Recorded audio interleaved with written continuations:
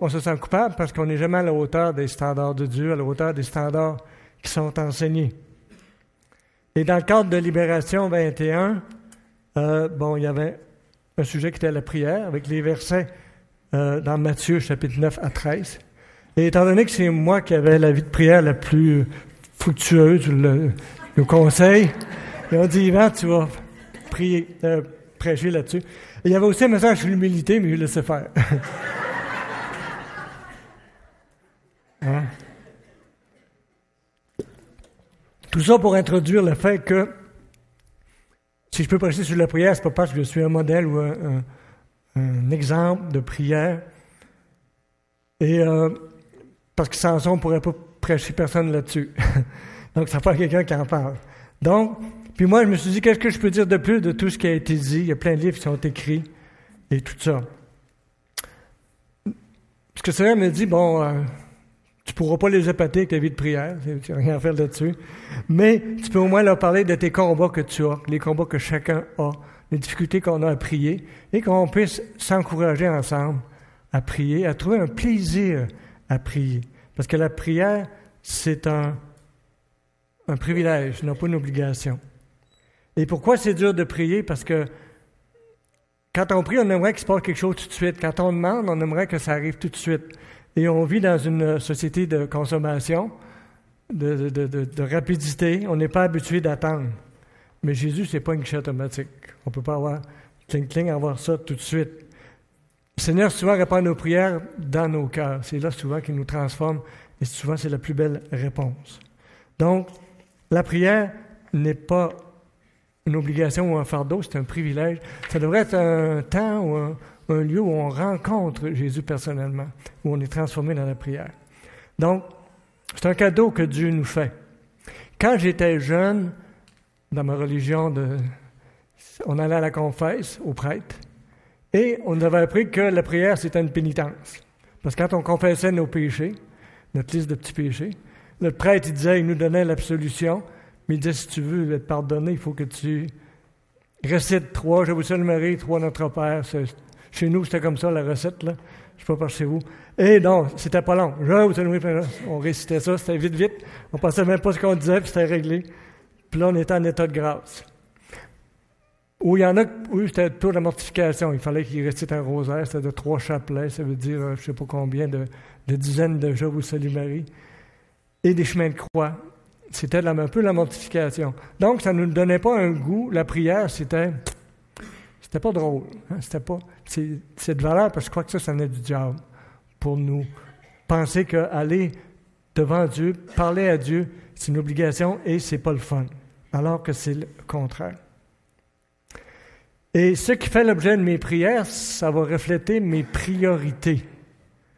OK? Ça va révéler mes priorités, mes désirs, mes passions. Donc, ma tendance naturelle est de diriger l'objet de mes prières sur les choses qui me touchent de près.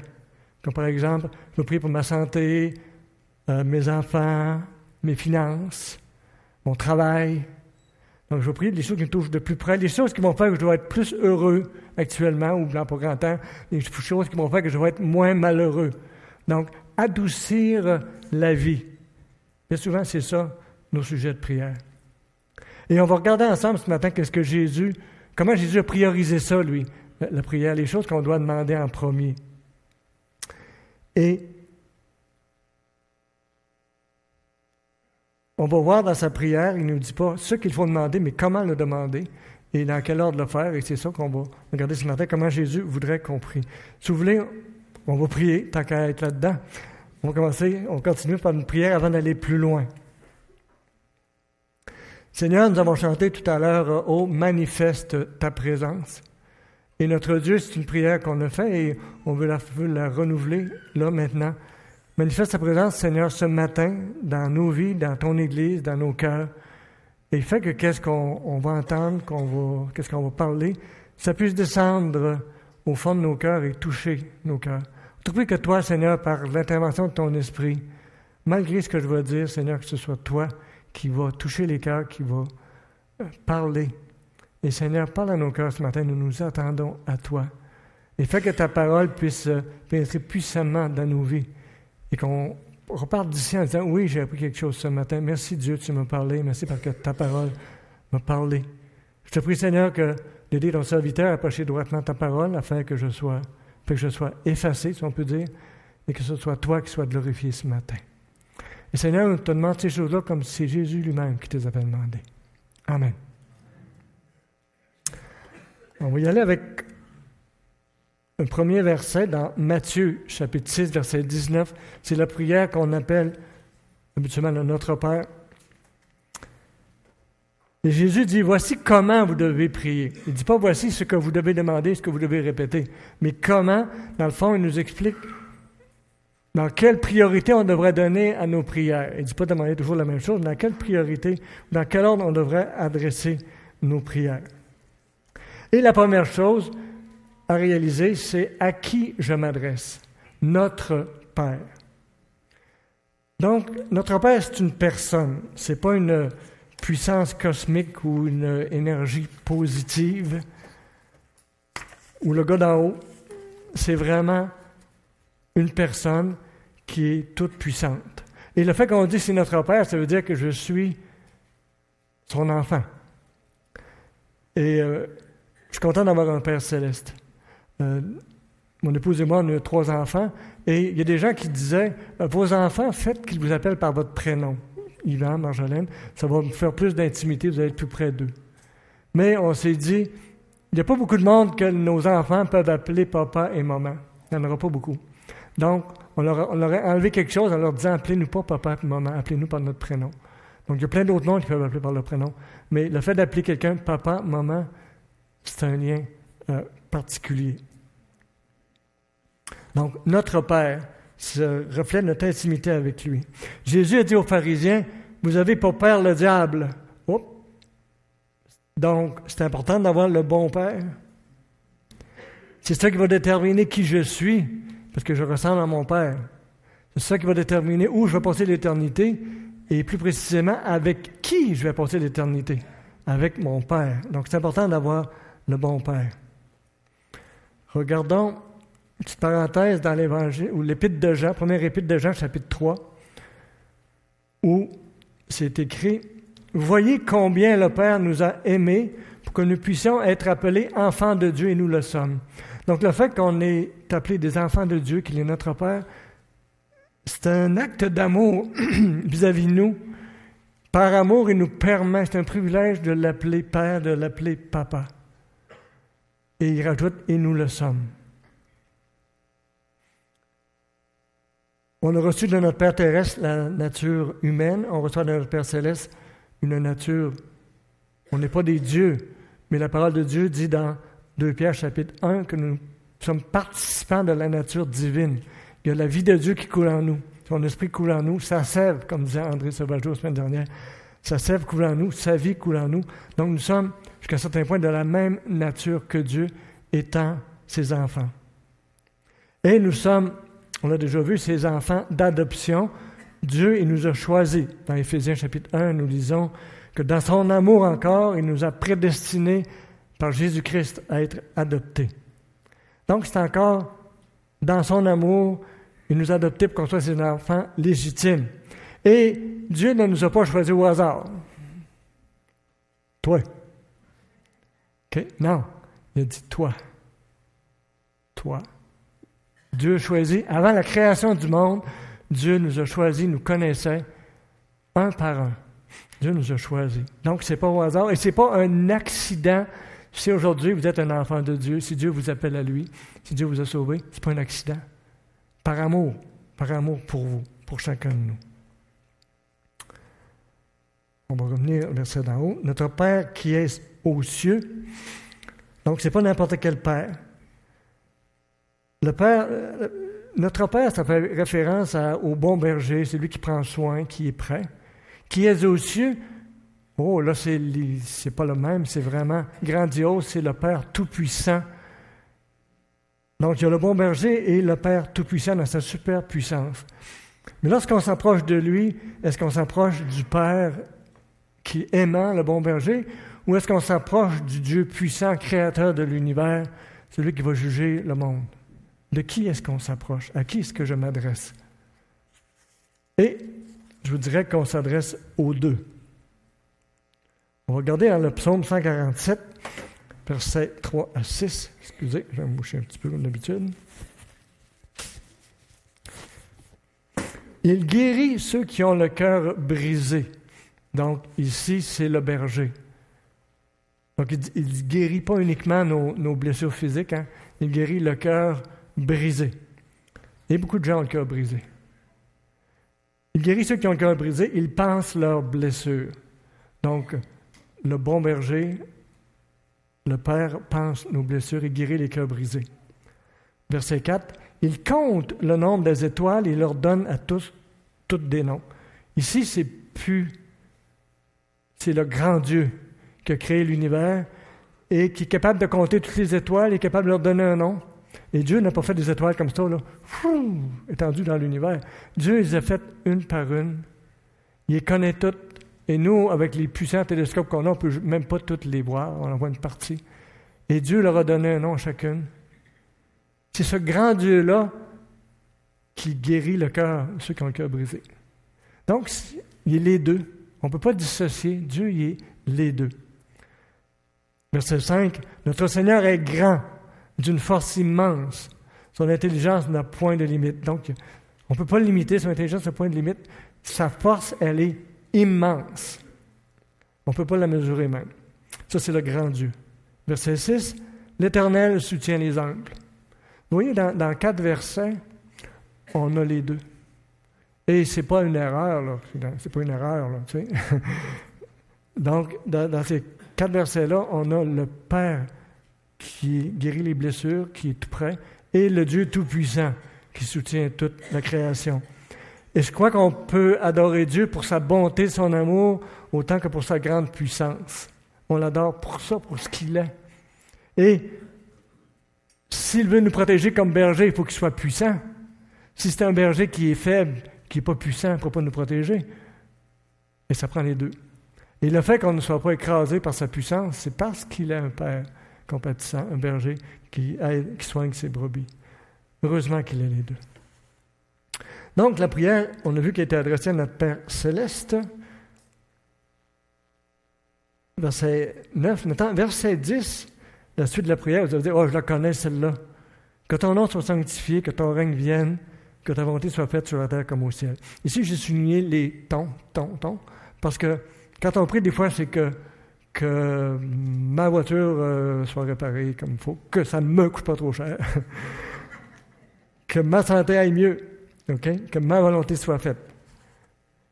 Mais ici, on voit que Jésus, dans ses priorités, lorsqu'il dit « Vous priez le Père », préoccupez-vous des choses du royaume, des choses de Dieu. Pour nous, ce n'est pas naturel. C'est pour ça qu'il a pris la peine de le mettre, l'enseigner à ses disciples, parce que ce n'est pas comme ça naturellement qu'on est porté à prier. Et Jésus nous montre à prier de chercher, premièrement, le royaume de Dieu. Et un petit peu plus loin, dans le même chapitre, au verset 33, il dit, vous connaissez le verset, « Cherchez premièrement le royaume de Dieu et sa justice, et tout cela vous sera donné par-dessus. » Cherchez premièrement. Donc Jésus, c'est ce qu'il fait là. Il nous dit de chercher premièrement le royaume. Donc, que ton nom soit sanctifié. Est-ce que je suis préoccupé que le nom de Dieu soit sanctifié, du Père? Personnellement, j'ai blasphémé le nom de Jésus quand je n'étais pas chrétien, à ma honte. Mais là, ça fait plus d'années que je le sanctifie. Donc, la balance, c'est que je vais aller au ciel parce qu'il est plus sanctifié que blasphémé. C'est pas vrai. Pas vrai. Le Seigneur me sauve. Il m'a pardonné tous mes blasphèmes, il me sauve. Pas parce qu'il y a une balance, mais à cause de son amour et de sa grâce. Donc, ton nom soit sanctifié, c'est qu'il sera reconnu pour saint. Et le fait que Dieu soit saint, c'est le seul attribut qui est répété souvent dans la Bible, à 3 fois. Saint, saint, saint.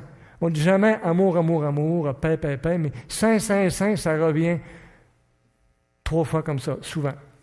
Et c'est pour ça que Jésus le met en premier, que ton nom soit reconnu pour saint, que ta personne soit reconnue comme sainte, à part, pas comme les autres, différente, que ta réputation soit protégée. Donc, ça fait référence à ce qu'il est. Et que ton nom, un nom, plus qu'aujourd'hui, là, à l'époque, le nom avait vraiment un sens. Et on voit dans Ésaïe, chapitre 9, verset 5, où il y a beaucoup de noms bougez pas, qui sont donnés. Et ces noms-là sont donnés même à Jésus. On voit, regardez, chapitre 9, verset 5 dans Isaïe, « Car un enfant nous est né, un fils nous est donné. » Donc, c'est sûr que on parle de Jésus ici. « Et la souveraineté reposera sur son épaule, on l'appellera, donc son nom, admirable. » Donc, il sera reconnu pour admirable. « Conseiller, Dieu puissant, Père éternel, Prince de paix. » Donc, que son nom soit, tous ces attributs-là, que ce soit, qu'on le reconnaisse. Et ici, c'est une preuve de la divinité de Jésus, parce que l'enfant est né, on l'appellera Père éternel. Donc, et quand Jésus disait que ton nom soit sanctifié, dans le fond, c'est son nom lui aussi, parce qu'il fait un avec le Père. Okay? Et il porte le même nom. Jésus est appelé dans l'Ancien Testament même Père éternel, Prince de paix.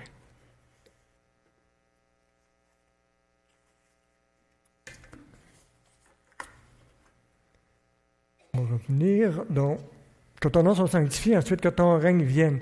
Est-ce que je suis préoccupé que le règne de Dieu vienne? Donc Jésus disait, cherchez d'abord le royaume de Dieu, c'est là où Dieu, le Père, va régner. Est-ce que je veux qu'il soit reconnu comme le roi, celui qui a droit sur tout? Est-ce que je suis préoccupé que sa volonté soit faite? Souvent, comme je disais, c'est ma volonté que je veux qu'il soit faite. Est-ce que ma prière est en harmonie avec la pensée de Dieu et sa volonté? Je dirais non, trop souvent, parce que moi, comme vous, on est porté à prier davantage pour nos besoins, comme je l'ai dit tout à l'heure, plus que son règne vienne ou que sa volonté soit faite. Parce qu'on a l'impression que si on prie comme ça ne me donne rien dans l'immédiat.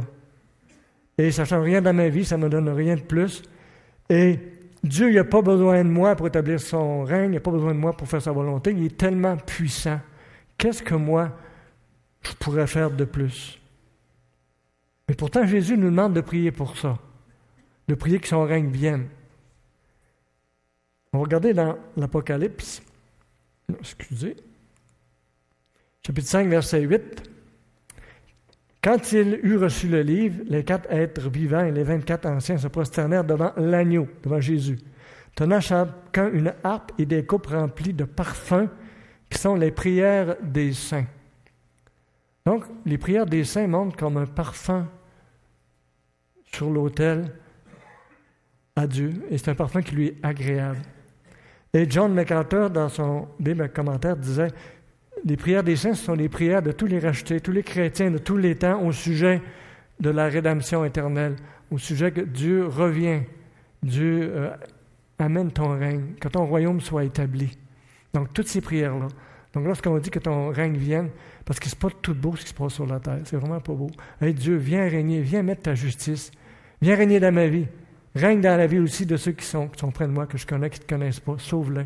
Mais Dieu règne, impose ton royaume, viens. Et Dieu veut qu'on fasse ça.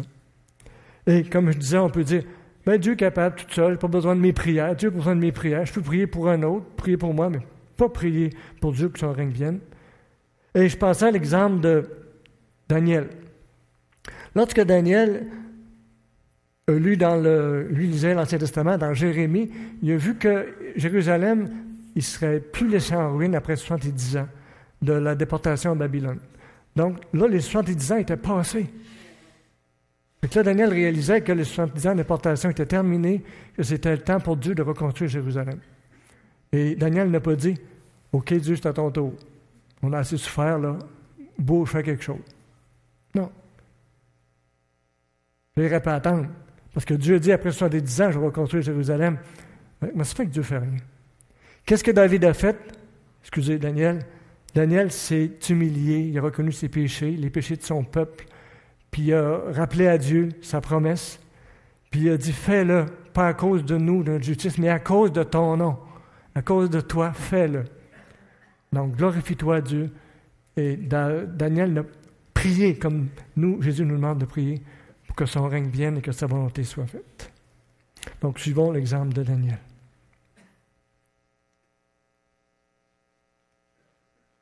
Et étant donné qu'on fait un avec lui, Dieu nous demande de désirer comme lui son retour.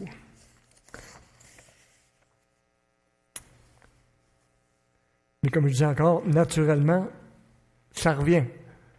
Je peux porter à prier pour mes besoins. Et je vais vous citer un texte de M. Daniel Anderson qui écrit le livre « Transformons nos prières », que je vous recommande fortement.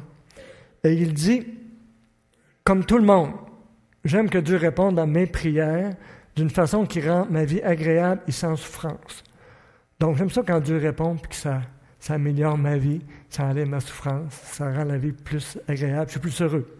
Néanmoins, j'apprends que plus mon cœur est en harmonie avec la parole de Dieu, le Fils de Dieu, l'Esprit de Dieu et les buts de Dieu, plus mes besoins profonds sont comblés.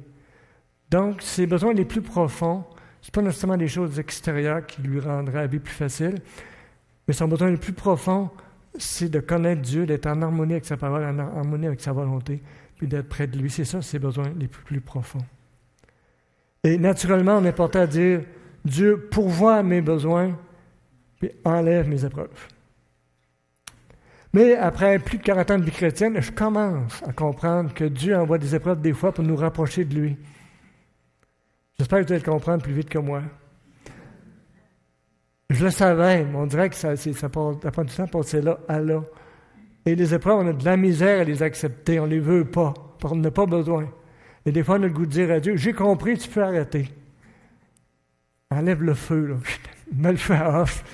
Parce que c'est assez, j'ai compris. » Non, Dieu le maintient. Dieu a des choses à nous montrer qu'on ne sait pas. On n'a pas la pensée de Dieu. Et je vais vous donner une autre citation.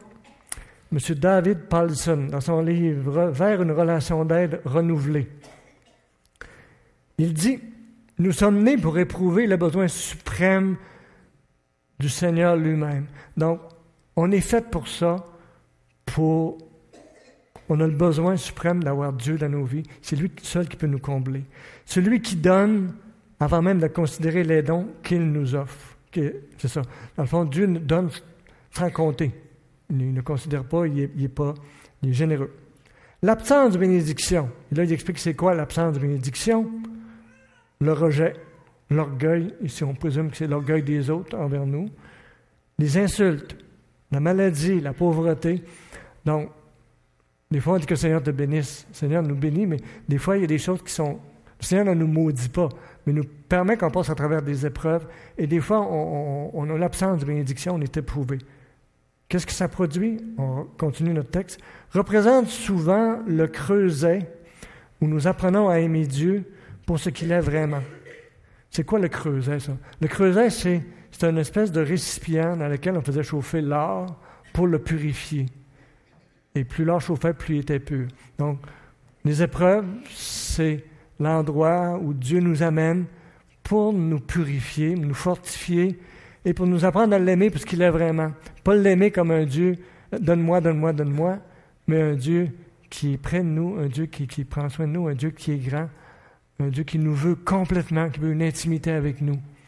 L'aimer. Et lorsqu'on goûte à son amour, on l'aime en retour facilement. C'est jamais forcé.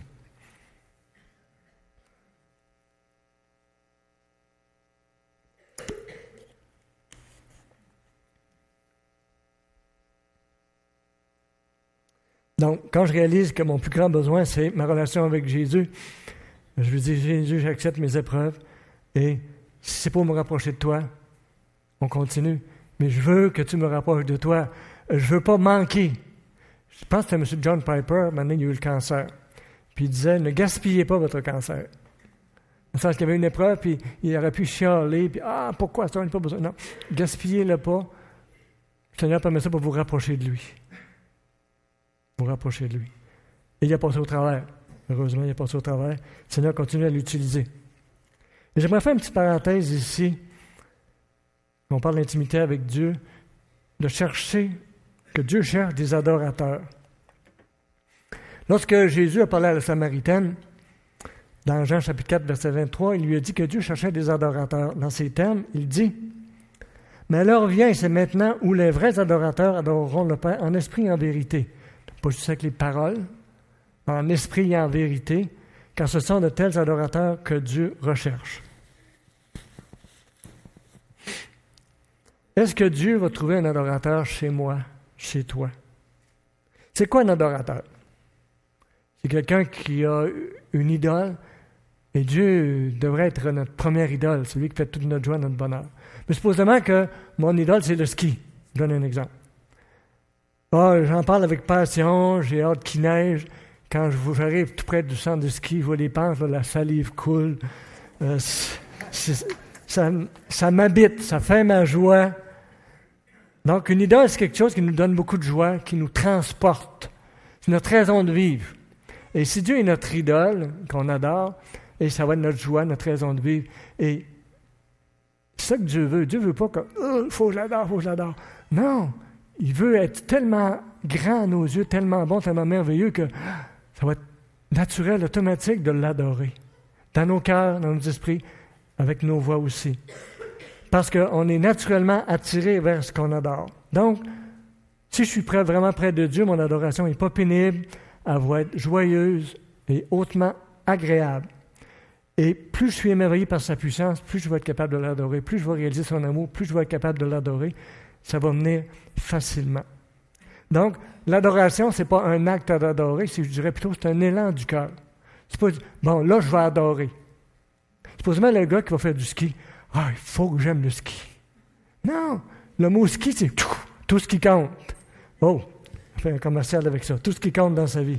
Donc, tout ce qui compte dans votre vie, ça devrait être Dieu, mais c'est pas toujours ça. On n'a pas toujours le goût.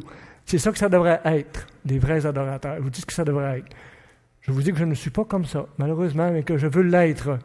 Et quand je réussis à l'être un petit peu, ça me réjouit beaucoup, je suis content. Être capable d'adorer Dieu comme ça, avec mon cœur. Donc, l'adoration, c'est pas seulement l'intellect, et c'est comme goûter à la bonté de Dieu, goûter aux choses de Dieu. Quelqu'un a fait un bon plat, vous voulez goûter. Et lorsque vous connaissez davantage Dieu, on a le goût d'y goûter. Et plus j'aime une personne, plus je vais être naturellement porté à aller vers cette personne-là. Les gens qui nous aiment, on va vers eux.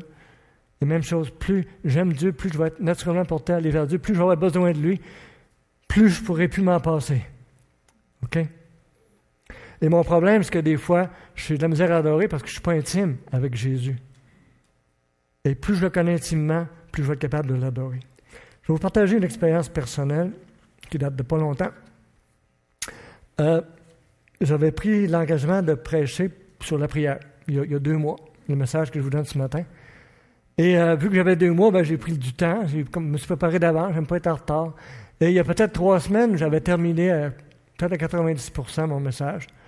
Et j'avais lu un livre sur prêcher dans la puissance de l'Esprit. Le Seigneur m'avait aidé à rédiger mon message, j'avais été béni par ce travail.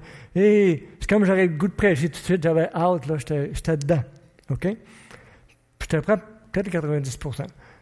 La semaine dernière, où j'ai ressorti mes notes, il fallait que je complète ma conclusion, puis toujours des choses à ajuster, à ajouter. Et quand j'ai relu mes notes, je me suis dit, voyons, il me semble que je ne suis plus dedans. Il me semble que je ne suis pas capable de prêcher ça. Voyons, comment je vais faire? Vas-tu lire mes notes 5 minutes, puis je vais m'en aller? Il me semble que j'avais perdu la flamme, ou c'était pas vraiment intéressant ce que j'avais écrit, là. Moi, c'était pas intéressant, cette affaire-là. Puis là, c'est comme si je venais de pogner un mur, là. Parce que là, je prêche dans une semaine. Je pensais que mon message était prêt. Puis dans le fond, c'est peut-être moi qui n'ai pas prêt, là. Et qu'est-ce que je vais faire? Je me sentais coincé. Qu'est-ce qu'on fait dans ce temps-là? Seigneur, à l'aide. J'ai prié. Seigneur, remplis-moi de ton esprit, redonne-moi ta flamme, rapproche-moi de toi, fais quelque chose. Je ne veux pas prêcher juste du bout des lèvres, là, puis ils vont s'en rendre compte, de toute façon. Ils ne sont pas fous. Hein? Seigneur, rapproche-moi de toi. Et tout d'un coup, ça a pris après quelques heures, ou peut-être même une journée, le Seigneur m'a fait réaliser, pourquoi est-ce que tu veux te rapprocher de moi? Ben, c'est parce que il faut que je prêche. si je n'ai pas ta flamme, je n'ai pas ton esprit, on va avoir l'air fou, là, tu sais, ça va paraître, puis ça ne donnera rien. Parce que j'ai à cœur de te servir, mais ça ne donnera rien si ton esprit n'est pas là. Bon. C'est une bonne raison? Oui, c'est une bonne raison. Mais le Seigneur m'a posé la question, qui tu? Le ciel ne s'est pas ouvert, il n'est pas peur. Le Seigneur nous parle des fois par une réflexion, une pensée dans nos cœurs. C'est comme s'il m'avait demandé, Yvan, si tu n'avais pas pris l'engagement de prêcher dimanche prochain, est-ce que tu me chercherais, moi, avec autant d'instance? Est-ce que tu veux te rapprocher de moi parce que tu veux que je t'aide à voir ma puissance ou tu te rapproches pour moi? Vous connaissez la réponse? Fait que là, je me sentais cheap. Honteux. Seigneur, c'est vrai, c'est pas toi que je cherche. C'est ton aide, c'est ton œuvre. Seigneur, puis là, je me sentais honteux, j'ai dit, comment tu fais pour m'endurer de même? Tu sais, je me sentais que j'avais un cœur tortueux. Mais j'étais content, j'ai remercié le Seigneur de m'avoir révélé mon cœur, de m'avoir révélé ça, parce que ça montre qu'il veut premièrement avoir une relation avec nous intime. Et c'est comme s'il disait, Yvan, si tu veux parler pour moi, je veux que tu sois avec moi en premier. Et même si tu ne parles pas, même si tu ne prêches pas, je veux que tu sois avec moi en premier.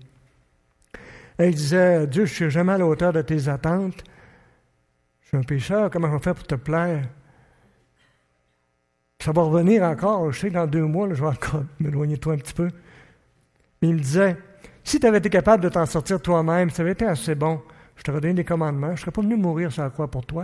Je suis venu mourir sur la croix pour toi parce que tu n'étais pas capable de te débarrasser de tes péchés. Tu as besoin de moi. Tu as besoin de moi. Merci Seigneur. Donc, le Seigneur nous a sauvés un jour, par la foi, mais il nous fait vivre par la grâce. On a besoin de sa grâce, besoin de lui continuellement. On ne peut rien par nos propres forces. Donc, j'ai réalisé son amour pour moi, et ça fait un peu comme quand Jésus avait dit à Pierre, « Pierre, m'aimes-tu? » « Yvan, m'aimes-tu? » Ça m'a fait un peu ça. Un peu pas mal. On va continuer. Donc, je fais ma parenthèse. Si on continue la prière, on voit que Jésus n'est pas déconnecté de notre environnement. Il nous demande de prier que le nom de Dieu soit sanctifié, que son règne vienne, mais aussi pour nos besoins. Donc, il nous dit, priez aussi pour vos besoins. Donc, verset 11, « Donne-nous aujourd'hui notre pain quotidien. » Et quotidien, ce n'est pas de le pour d'un temps à venir. Donne-moi ce que j'ai besoin aujourd'hui. Ça ne veut pas dire de ne pas épargner, c'est sûr. Il faut être prudent. Mais aujourd'hui, ce que j'ai besoin, c'est que tu me donnes ce que j'ai besoin, mon pain quotidien. Donc, Dieu est conscient de nos besoins. Mais ça vient en deuxième. Vous avez dans ce que je voulais vous montrer, c'est que quand Jésus nous montre comment prier, c'est que vient en deuxième nos besoins. Et par après, verset 12, ici, c'est des besoins encore, mais des besoins spirituels. Pardonne-nous nos offenses comme nous pardonnons aussi à ceux qui nous ont offensés. Dans le sens, si je ne réussis pas à pardonner aux autres ce qu'ils m'ont fait, ça montre que je n'ai vraiment pas compris le pardon de Jésus. Donc, je dois confesser, Seigneur, fais-moi réaliser, pardonne-moi mes péchés. Donc, si je réalise vraiment son pardon, je vais être capable de pardonner aux autres. Et verset 13, ne nous laisse pas entrer en tentation, donc préserve-nous de tomber dans la tentation, d'être tentés, et délivre-nous du malin. Empêche-nous, délivre-nous de lui qui veut, notre mal, qui veut nous faire tomber.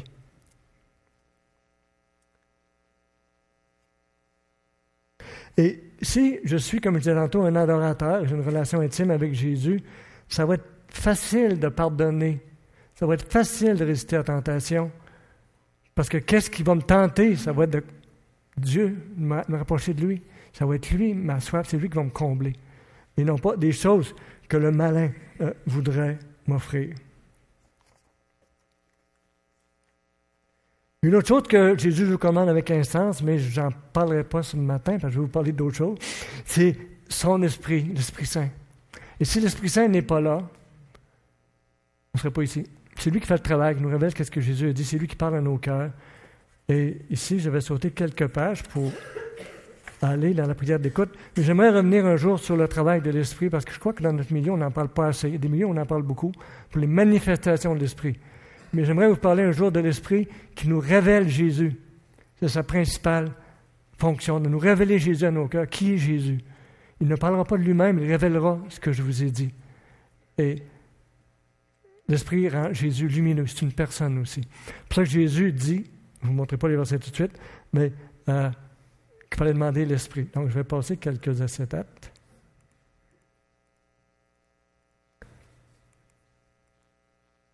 Je vais vous parler de la prière d'écoute. En terminant. Excusez. Il faut demander, mais il faut aussi écouter. Et on n'est pas des écouteux. On n'écoute pas beaucoup. Même quand les autres nous parlent, des fois on n'écoute pas. Donc, écoutez ce que Dieu a à nous dire. Le Seigneur nous parle premièrement par sa parole. Excusez. Et lorsqu'on lit la parole, Dieu éclaire, le Saint-Esprit éclaire nos yeux et on comprend ce qu'on lit.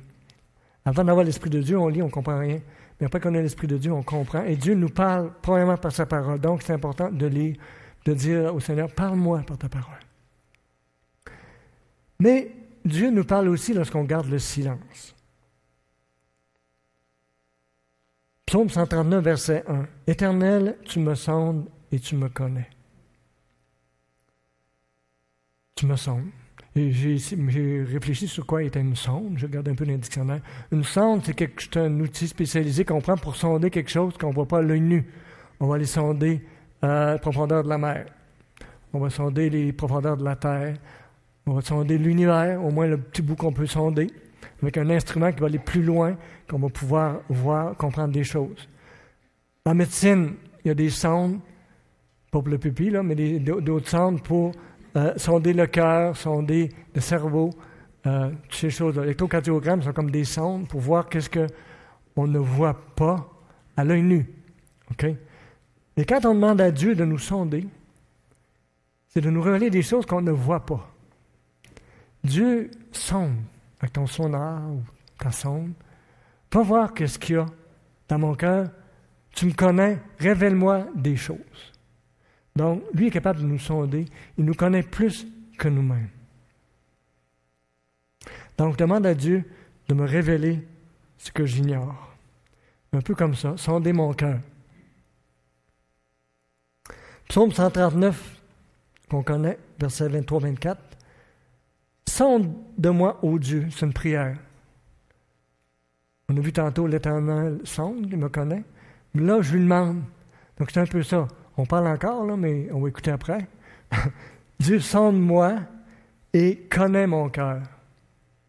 Donc, révèle-moi. Toi, tu connais mon cœur. Révèle-moi des choses que je ne connais pas. Éprouve-moi. On pourrait dire aussi, examine-moi et connais mes préoccupations. Connais tout ce qui brasse dans ma tête. Tout. Fais le ménage là-dedans. OK? Regarde. Donc, si on donne à Dieu encore, on ouvre notre cœur. Dieu, regarde-toi. Moi, je ne vois pas clair. Toi, regarde dans moi si je suis sur une mauvaise voie, si je fais de quoi qui te déplaît, qui n'est pas correct, et conduis-moi sur la voie de l'éternité. Donc, je te demande de me sortir de là et de me conduire sur la voie de l'éternité, de me révéler des choses. Donc, le Seigneur nous connaît mieux que nous-mêmes, et pour qu'il nous sonde, il faut lui donner du temps, du silence, passer du temps avec lui. Je vais vous donner un exemple que j'ai eu là, au début de la vie chrétienne, ça m'a aidé beaucoup. C'est le verre d'eau brouillé. Supposément, moi, je viens pour prier. Bon, Seigneur, je fais le temps avec toi, là, une demi-heure, 1 heure. On va en mettre 2 heures. On va avoir l'air spirituel. Puis là, je viens pour prier. Bon, Seigneur, là, parle-moi, je veux que tu me révèles des choses, je veux te connaître, sonde-moi. Ah, telle facture que je viens d'avoir. Il y avait une erreur là-dessus, il faudrait que je te téléphone. Là. Ah, puis mon changement d'huile, c'est vrai, faut pas jouer pendant vous, changement d'huile. Puis là, tout le temps de quoi qui nous... Tout le temps d'autres choses qui viennent. Qu'est-ce qui me regarde, ce qui me préoccupe? Ou ça peut être un problème avec un enfant, une maladie, n'importe quoi qui revient. Et quelqu'un me donne un exemple du verre d'eau brouillée. Tu laisses le verre se reposer un bout de temps et la poussière va tomber dans le fond. Ça prend un petit bout de temps.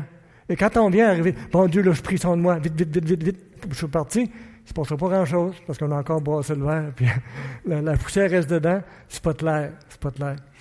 Et donc, il faut se donner du temps dans le Seigneur pour apaiser nos cœurs, apaiser nos pensées.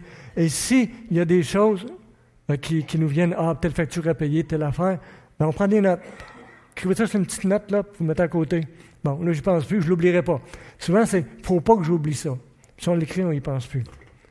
Et après un certain temps, le verre est pâle, vous le voyez, le verre va être plus clair et ça va être plus facile de parler au Seigneur et de surtout l'écouter. Donc, on peut lui demander de sonder nos cœurs, lui permettre de nous parler, de nous révéler un péché que je ne voyais pas, de nous révéler si on a de l'amertume, nous révéler un fardeau. Et il est possible que le diable en profite pour s'immiscer, pour vous accuser d'un péché. Alors, c'est un spécialiste. Il peut vous excuser d'un péché et vous accuser. Parce que la façon qu'il travaille, le diable, c'est avant qu'on aille quand il nous tente, il nous dit c'est pas grave, fais-le. Un coup, quand on l'a fait, c'est grave, t'es un pécheur, tu ne changeras pas. Il nous accuse. OK? Cependant, le Saint-Esprit est différent. Le Saint-Esprit, lui, il va nous convaincre de péché. Il va nous dire, oui, c'est grave. Mais, il va aussi nous conduire à Jésus pour nous dire, oui, mais Jésus est mort pour ça. Il va nous convaincre que Jésus va nous pardonner. Et il va l'effacer, il va nous libérer. Le diable va nous écraser, le Saint-Esprit va nous libérer par Jésus-Christ, par sa puissance. Un autre verset ici que j'aime bien, Psaume 131, verset 2, « J'ai imposé le calme et le silence à mon âme. » Le calme. Il a décidé qu'il allait lui imposer le calme parce qu'il y avait des idées qui passaient pas mal là-dedans. Donc, il voulait que Dieu puisse se révéler. On dit comme chrétien que nous, ce n'est pas une religion qu'on pratique, c'est une relation avec Jésus. Et c'est ça qui nous distingue beaucoup, qui nous permet de voir est-ce que ce sont les œuvres qui vont nous sauver ou qu'on pratique des choses pour plaire à Dieu. Non, nous, le chrétien, c'est relation, pas religion, relation. Et je vais vous poser une question. Quelle est la qualité de votre relation avec Jésus? Tu sais, on est fiers d'avoir une relation. Nous, ce n'est pas une religion, c'est une relation, mais c'est quoi ma relation avec Jésus? Quel genre de relation? Jésus, je me vante un petit peu, ou je suis fier de dire que j'ai une relation avec toi, mais c'est quoi notre relation? Donc, dans le silence chez vous, tranquillement, vous pouvez poser cette question-là à Jésus. Jésus, qu'est-ce que tu penses de notre relation? On sera vulnérable, hein? On se demande, qu'est-ce qu'il va me répondre? Qu'est-ce qu'il va me répondre, Jésus? Et des fois, j'ai pas avoir peur qu'il me dise des choses, qu'il me reproche des choses. Et Jésus n'ouvrira pas le ciel pour vous montrer les textes, il ne vous répondra pas à voix haute, il n'y a pas de tremblement de terre. Mais Jésus peut vous parler doucement. Habituellement, c'est comme ça, c'est doucement. Dans vos pensées, vous allez avoir une pensée, ah oui, une impression. Ça peut être une image qu'il va vous envoyer. Ça peut être un verset pour vous montrer qu'est-ce qu'il pense de votre relation. Et habituellement, il ne nous écrase pas. Quand on va humblement devant lui, là, il nous relève. Il peut nous montrer des choses, il peut nous montrer des péchés. Mais Jésus aime ça quand on s'occupe de notre relation avec lui. Une autre question qu'on peut lui demander. Jésus, qu'est-ce que tu penses de moi? Qu'est-ce que tu penses? Ouf! Qu'est-ce que tu penses de moi, Jésus? Ça m'avait jamais demandé ça, là. Si on dit qu'on veut être intime avec Jésus, on a l'intimité un peu ici. Jésus, qu'est-ce que tu penses de moi? Possible qu'il ne va rien vous montrer. Mais il est possible qu'il va vous en montrer aussi. Jésus, montre-moi-le par ton esprit. Qu'est-ce que tu penses de moi? Seigneur, parle à mon cœur. OK? Et il ne vous dira pas quelque chose qui va aller à l'encontre de la parole de Dieu. Il ne dira pas, tu es trop pécheur pour être pardonné, tu es pourri, il n'y a rien à faire avec toi. Non, Jésus veut t'élever. Il veut t'élever. Et ce qui va venir dans votre cœur, c'est quelque chose qui va vous élever. Et je pourrais vous donner des exemples, mais je n'en donnerai pas. Je veux que le Seigneur vous le révèle à vous. Et si le Seigneur vous a révélé quelque chose sur votre relation avec lui, sur comment il vous voyait, ben dites-le aux autres. Vous pouvez venir me le dire aussi. Le Seigneur est capable de nous parler dans notre cœur, nous révéler ce qu'il pense de nous. Et on pourrait être surpris par sa réponse. Parce qu'on a l'impression qu'il va nous reprendre, mais quand on va humblement devant lui et qu'on lui donne tous les droits de nous dire ce qu'il pense de nous, il va le faire. On peut lui demander aussi, qu'est-ce que tu penses de ma relation avec mon épouse? Oh, je vais vous le montrer. Je vais vous aider à réfléchir. Ah, tu te préoccupes de cela. Dieu est content qu'on se préoccupe de cela. Si on ne lui demande pas, il ne nous dira pas. Donc, Dieu est content qu'on se préoccupe de ces choses-là relationnelles qui sont importantes. Donc, pour conclure, on a dit qu'on avait une tendance naturelle pour nos prières, prier pour nous, mais on a aussi une tendance naturelle à s'éloigner de Dieu inconsciemment. On n'est pas conscient de ça. Mettons, quelqu'un ne se réveille pas le matin et dit « Ah, moi aujourd'hui, là, je vais m'éloigner de Dieu. Je suis tanné, j'étouffe, il prend trop de place dans ma vie. Ouais, je vais m'éloigner de Dieu, ça me fait du bien. » Non. Mais on a juste à rien faire. Le courant nous emmène tranquillement, on ne s'en rend pas compte. Donc, d'où l'importance de l'entretien de notre relation avec Dieu. Ce que j'ai dit tout à l'heure, demandez à Jésus ce qu'il pense de notre relation. On peut le faire régulièrement. Revenir, Jésus, hop, on est dû pour une mise à jour. Hop, ne tenez pas votre ordinateur. Donc, on est dû pour une mise à jour aujourd'hui, Seigneur. Dis-moi ce que tu penses de moi. Les réalités invisibles sont réelles, importantes et puissantes. On les néglige trop, mais ils sont là. Je vais terminer en vous citant Billy Graham. Une citation, il est décédé au mois de février dernier, à 99 ans. Et en 2001, il y avait une entrevue à la radio ou le poste de télévision Fox News, en 2011. Et regardez qu'est-ce qu'on lui avait demandé, qu'est-ce qu'il ferait si jamais il recommençait sa vie. Il dit, si je devais recommencer, je passerais plus de temps à la méditation et à la prière. Je dirais simplement au Seigneur combien je l'aime. Donc, il a réalisé que dans sa vie, malgré tout ce qu'il avait fait, un grand homme de prière aussi, il n'avait pas suffisamment prié, médité, puis il n'avait pas suffisamment dit à Jésus qu'il l'aimait. Il n'a pas dit qu'il ne prêcherait pas l'Évangile, non. Mais il a dit qu'il prêcherait plus, qu'il aurait une meilleure relation avec Jésus. Si vous voulez, on va terminer par la prière. Une prière. Notre Dieu, notre Père céleste, toi qui nous as sauvés, qui nous as choisis, Seigneur, c'est surprenant combien tu veux avoir une relation avec nous et combien souvent on a à tête Dieu, on ne s'en rend pas compte. Et notre Dieu, on veut te donner tous les droits sur notre personne. On veut te donner le droit de nous sonder, de venir dans nos cœurs. Regardez ce qui n'irait pas. D'y mettre ce que tu veux. Mais Seigneur, par ton esprit, on te supplie de sonder nos cœurs. De nous montrer aussi ce que tu penses de nous, ce que tu penses de notre relation. Et Seigneur, donne-nous une soif de te connaître. Et Seigneur, puissions-nous te connaître afin de pouvoir t'adorer vraiment avec nos cœurs, nos pensées. Et Seigneur, tu nous demandes de t'aimer de tout notre cœur, notre force, notre pensée, notre âme. On n'est pas capable de faire ça, Seigneur, avec notre petit cerveau, notre être limité. Mais Seigneur, par ton esprit, révèle-nous ton amour et rends-nous capables de t'aimer autant que tu veux qu'on t'aime. Et Seigneur, on te prie dans le nom de Jésus, notre Sauveur. Amen. Bien, merci.